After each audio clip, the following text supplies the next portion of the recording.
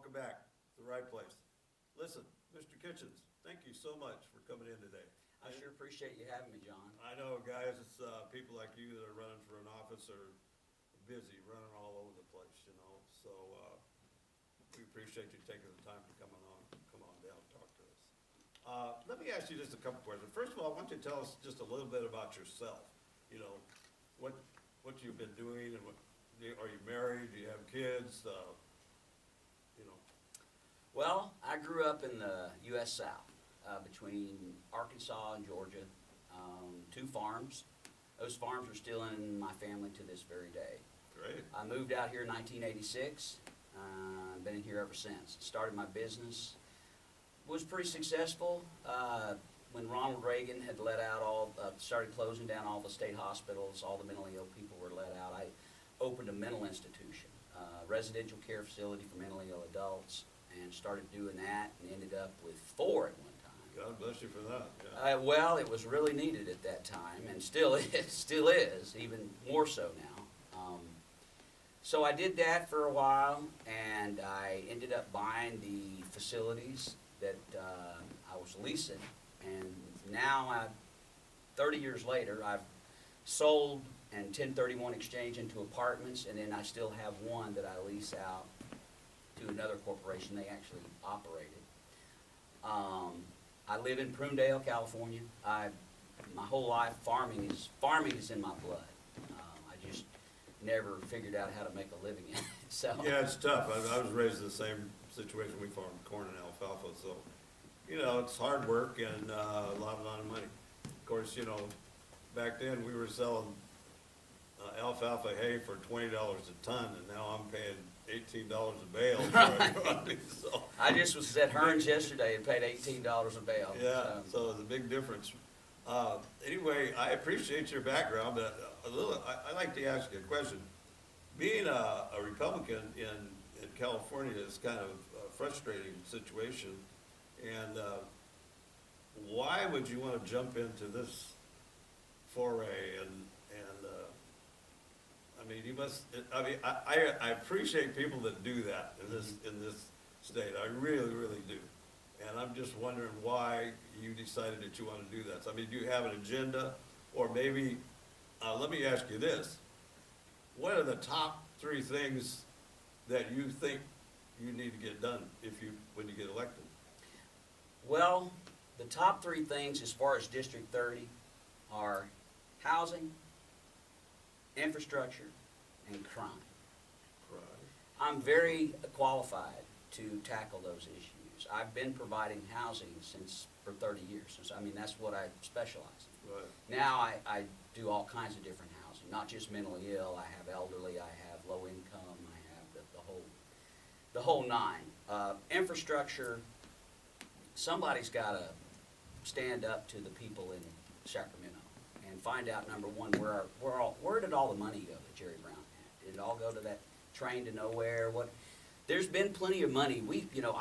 Like I said, I'm from the U.S. South, so I travel back there a lot, and especially since my dad got sick back in 2014. I've been going to the farm in Georgia and just helping out. Look, we don't do anything but grow timber there now. It's more just for our family retreat, if you will. Right. We have deer.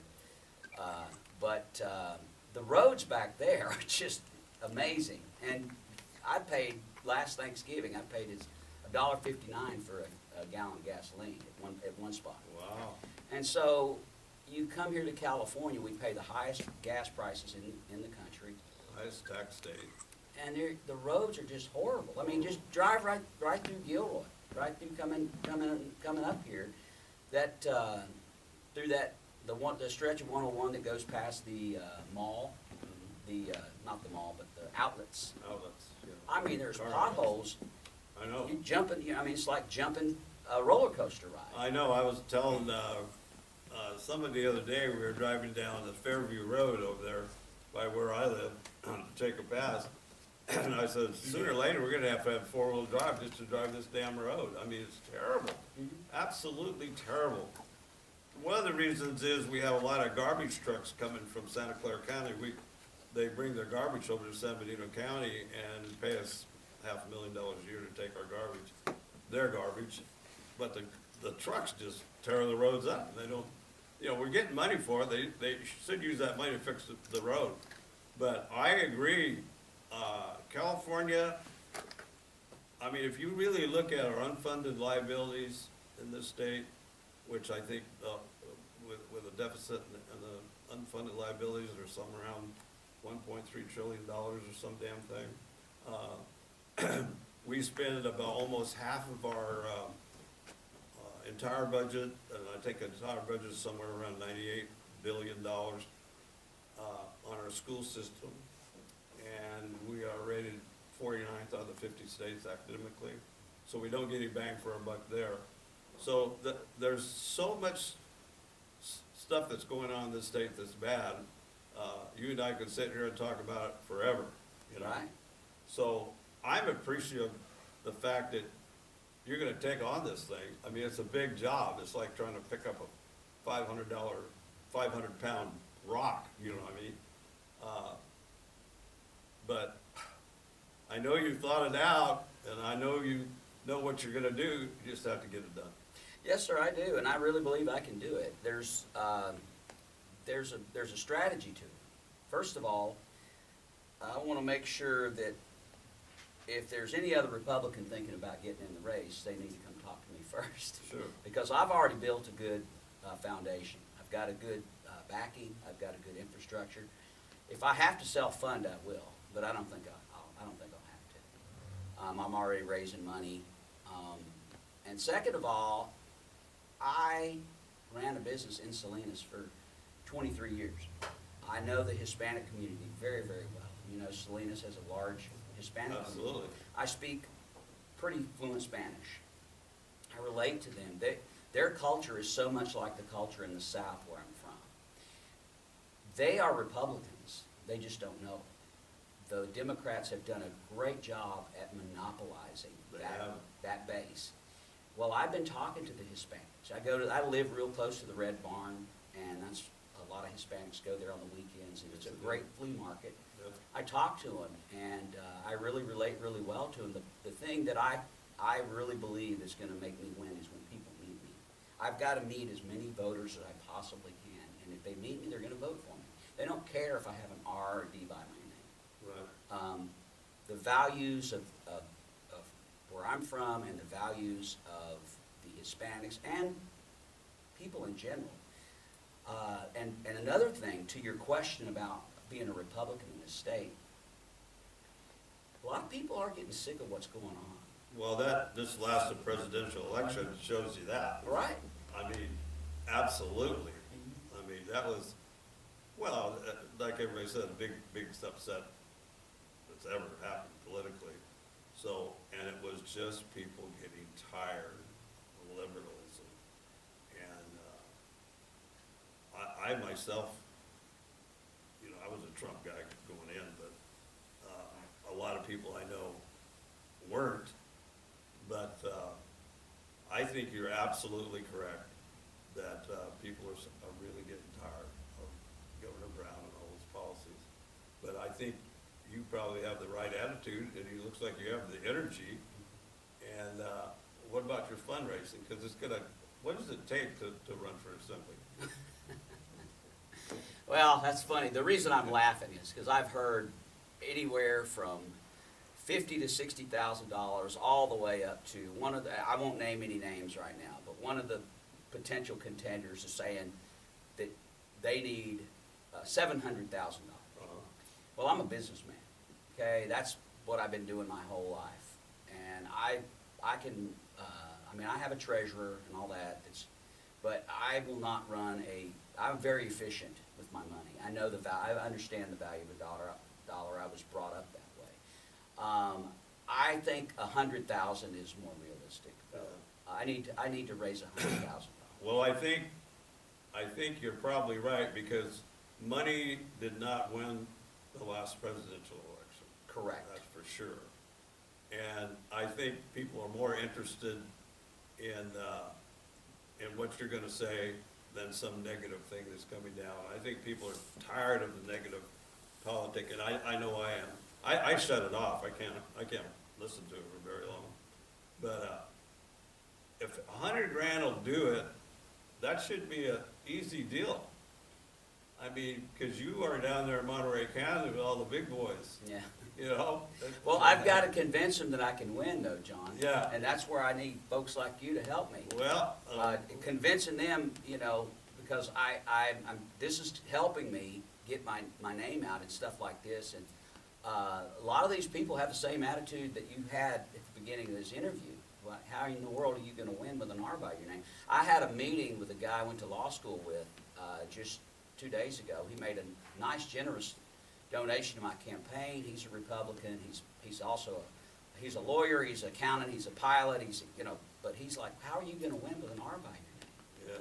yeah, And I have a strategy of how I'm going to do it. I'm going to get a lot of these Democrats to vote for me. I know they will. Yeah. All I need to do is meet me and talk to me and see what I want to do for them. And people are not, it's not just about California. It's about the both coasts telling America how to live. You know, these people in the media, not you, but other people in the media really believe they know how we live. And well, they're smarter than us. right, and what's supposed to be important to us. And what, you know, how we're supposed to raise our children, what they're supposed to be taught in schools. Education has just gone down the tubes. Oh, it's terrible. And now they don't teach cursive writing anymore.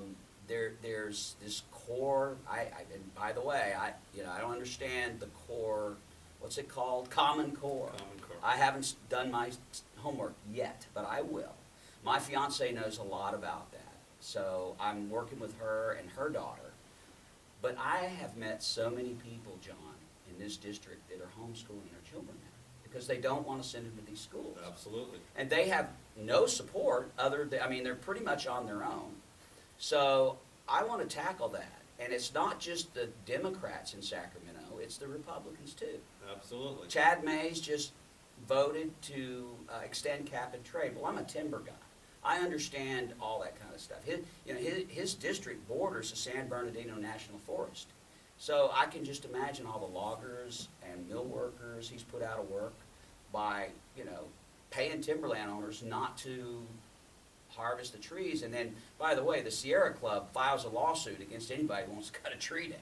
Yeah, anymore. But Yeah. they use toilet paper, they use paper towels, they use paper plates, they have cardboard boxes they do their shipping in.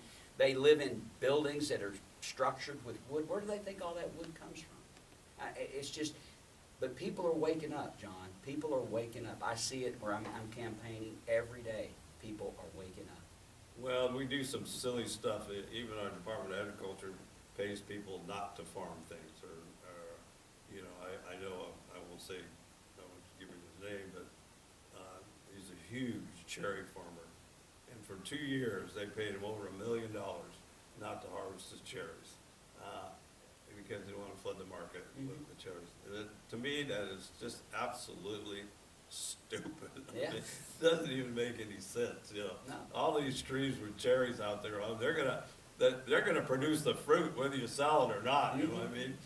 So, I agree, you got a big job, and I'm happy to see people like yourself get in there and actually have the energy, and you're not part of the system right now, you know what I mean? Right now, Yeah, yeah. Sometimes these, you know, everybody's got all this energy and they get in there and they find out how tough it is and they kind of just go with the flow, you know what I mean? But I know a fresh start like you is gonna get in there and try to get something done right away. Well, my thing is, I'm not going up there to get reelected. And Yeah. I'm fortunate enough that I have an income from my properties. So, and my fiance, who we're getting married next year. Congratulations. Thank you. I've got a good one behind me, really good one.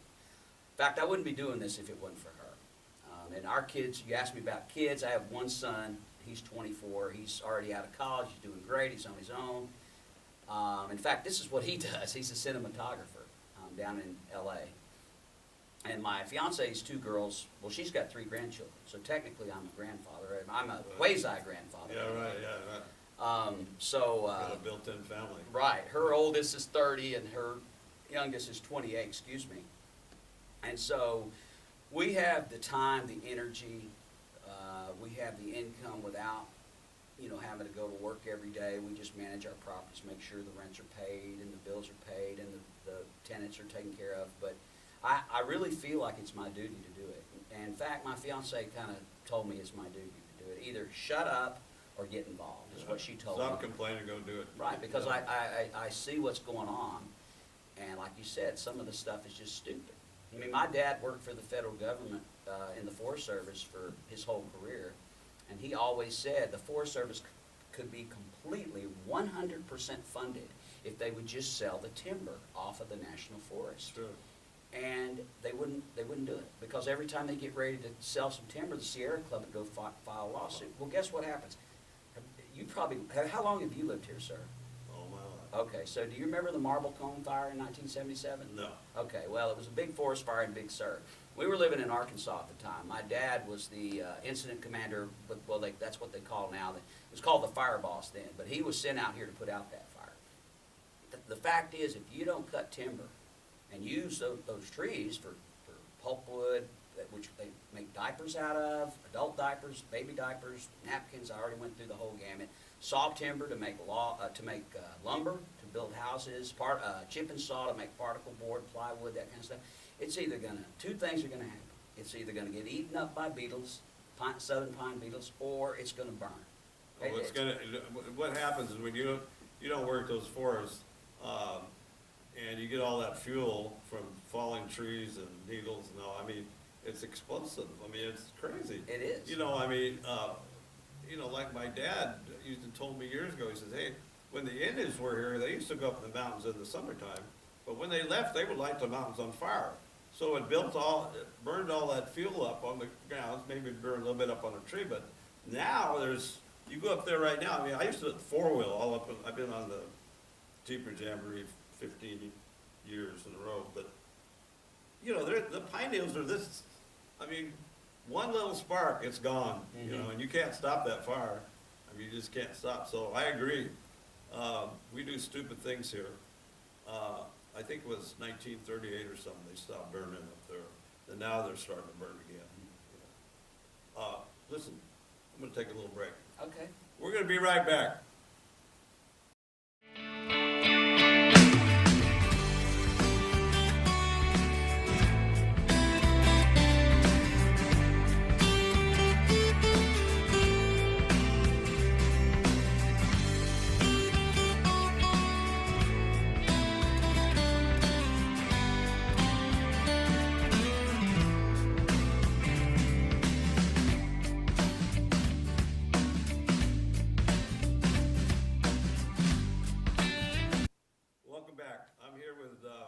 Kitchens, and he's running for assembly, and he'd like to talk a little bit about his website and some fundraising he's trying to do. And anytime we have a good Republican like Mr. Kitchen here, we need to support him. We need to support him financially or in any way we can.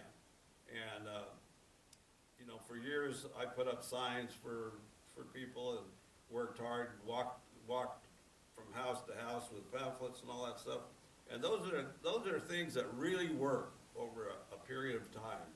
Anyway, Neil has a website, and he has a system there where you can donate to help him achieve his goal here. So I'm going to let him talk to you about that right now.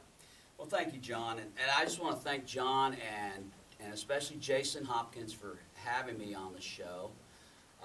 It's been such a pleasure just chatting here with John, and I really feel like I'm qualified to take on the issues of District 30. And if you would please, anything you can do to help me financially, as small as $10, as large as $2,700. If you would go on my website, it's votekitchensforassembly.com. That's VOTEFORASSEMBLY.com. VoteKitchensForAssembly.com. You can donate right there. There's a button that says donate. Hit that button and it will guide you through the process. You can put it on your credit card or ACH. It's very, very simple. I would appreciate any amount you could afford as John said, I feel like I'm really a good Republican. I want to provide opportunity and fix our roads and our schools and our crime. I know a lot of police officers. I know what the police officers, the resources they need. Of course, a lot of the crime is in Salinas. Naturally, because it's the biggest city, not for any other reason. It's just the biggest city. You're going to have more crimes, the biggest population. So please, anything you can do would really help a lot. I'm trying to get my name out there. It's kind of hard to forget Kitchens, right? Because you all have one in your house. So vote kitchensforassembly.com. Thank you, buddy. Thank you, John. Listen, let's get behind Neil here and get him in there. And once he's in there, then, you know, we'll have his phone number, we'll call him and beat him up if he doesn't get the job done.